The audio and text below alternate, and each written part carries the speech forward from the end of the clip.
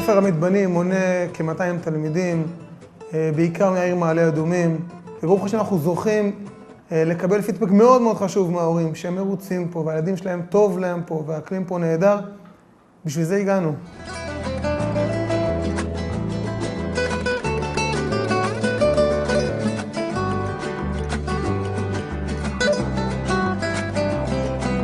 אני פה בגלל הצוות. יש פה צוות שמקשיב, שתמיד איתנו, עוזר לנו בכל דבר, בכל בעיה, וזה מה שגורם לי לבוא כל יום לבית ספר.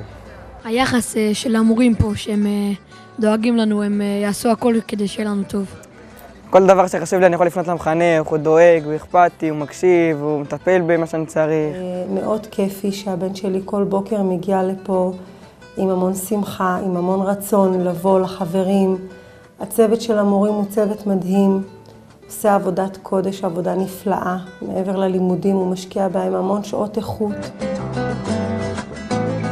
הייתי אומר שהערך החשוב ביותר בבית הספר הוא האמונה בכל תלמיד. אנחנו כל כך מאמינים שהם טובים ושהם יכולים ושהם יצליחו, שברוך השם גם מוכיחים לנו את זה כל יום, כל בוקר מחדש. אחד הדברים ששמנו לנו לדגש לעבוד השנה זה הנושא של המענה לפרט. אנחנו מחלקים את הלמידה בנושאים השונים, מתמטיקה ואנגלית, מדעים, לקבוצות קטנות, על מנת שנוכל לתת לכל תלמיד את המענה המתאים לו. יש לנו קבוצות של מצוינות, שתלמידים שניגשים ל4 ו5 יחידות במתמטיקה ואנגלית. יש לנו קבוצה גדולה של תלמידים שמגיעה ל35 עד 40 נקודות בבגרות, והמטרה שלנו באמת לאפשר לכל תלמיד להתקדם מהנקודה שבה הוא נמצא, ולאפשר לכל אחד למצות את יכולתו על הצד הטוב ביותר. אני מרגיש שהלימודים מאוד מאתגרים, כמו במקצועות הקודש, מקצועות מתמטיקה, מדעים. מקצועיות בלימודים נושא מאוד חשוב לנו. המורים משתלמים, גם בהשתלמויות שמתקיימות בחוץ, גם בהשתלמויות שאנחנו ערכנו כאן למורים. כל תלמיד הוא אמן, כל תלמיד זה עבודה אישית, זה לעטוף אותו, לראות את הצרכים שלו, לדעת שכל אחד מטופל ברמה שלו. הבית ספר דוחף אותנו למצוינות, נותן לנו לממש את היכולות שלנו עד הסוף. אני עושה קרוב ל40 יחידות בגרות. נתנו לי עזרה, אם היה לי קשה קצת אז הרימו אותי. במה שטוב קידמו אותי. עזרו לי הרבה.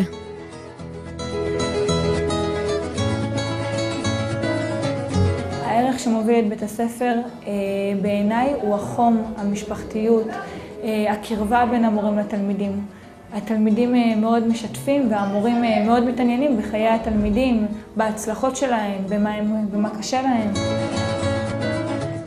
כל מורה נותן מעצמו כל כך הרבה, כשהילד מרגיש שהוא אחד הבנים של אותו מורה. עד כדי כך שאם הילד לא הגיע, הייתי מקבל SMS מהמורה לברר מה קרה. נותנים לנו הרגשה של ביטחון, שיש יחס אישי, תמיד יש אוזן קשבת בבית ספר.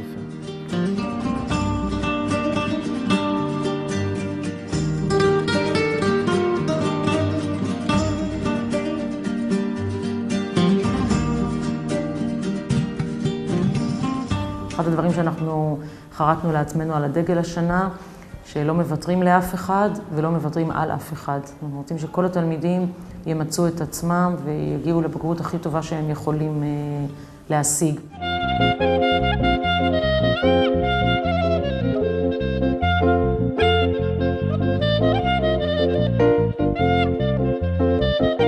הסיירת התורנית מחולקת לחטיבה ולתיכון. לכל שכבת גיל מותאמת פעילות שמתאימה לה, כוללות גם לימוד במסלולי בחירה מעבר למה שנלמד בכיתה, לימוד עם האברכים של בית מורשת שיושבים פה באופן קבוע בבית המדרש. אני מרגישה שבאמת מנסים לתת לילדים שלנו את המיטב, באמת לנסות להעשיר להם את הזמן החופשי שלהם בבית ספר, לנסות לתת להם מעבר למה שבית ספר אחר נותן. אנחנו רואים בתוכנית מנוף חשוב מאוד לבנייה של האישיות של התלמידים, ללמד אותם לקחת אחריות, ללמד אותם לתת לזולת, להיות אזרחים יותר טובים למען המדינה. אנחנו משקיעים בפעילויות שהן פעילויות כיתתיות, פעילויות גיבוש, פעילויות בית ספריות, שבועות התנדבות, שבתות מיוחדות שאנחנו עושים ביחד עם מועצת תלמידים. מאוד חשוב לנו גם שבפעילות החברתית התלמידים יהיו שותפים בבנייה, בעשייה.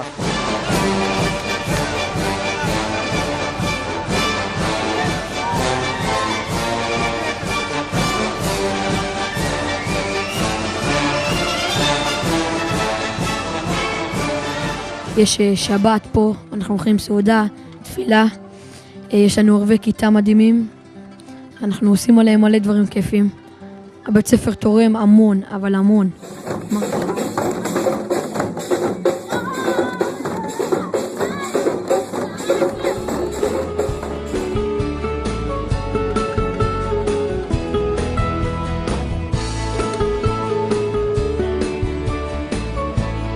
יש לנו את מועצת תלמידים שיוזמת, שמארגנת לנו טיולים, סיורים, ערבי כיתה, ערבי בית ספר.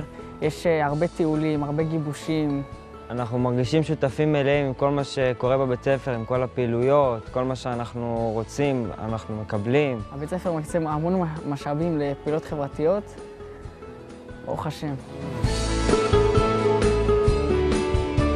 במסגרת הפרויקטים הבית-ספריים יש פרויקט הציפורים הנודדות, שבו התלמידים נחשפים אל עולם של טבע ואיכות הסביבה.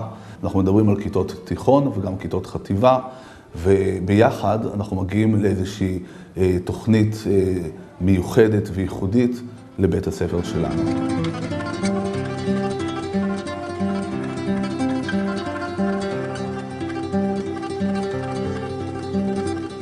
אני חברה בהנהגת ההורים זו שנה שנייה.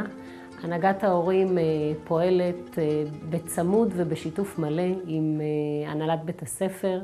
אנחנו נפגשים אחת לחודש, דנים, מעלים סוגיות, מנסים להציע פתרונות, ודברים בהחלט זזים. מרגישים שיש שיתוף פעולה, יש עם מי לדבר, מקשיבים לנו, תומכים בנו, רוצים לשמוע רעיונות, דעות.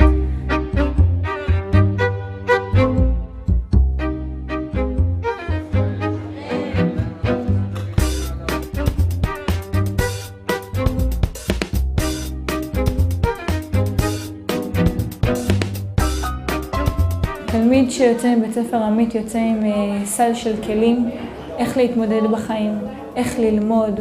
העניין של הכלים הוא מאוד חשוב מבחינתנו לצייד אותם בכל הדברים שהם צריכים, בין אם זה ללימודים ובין אם זה לחיים בכלל.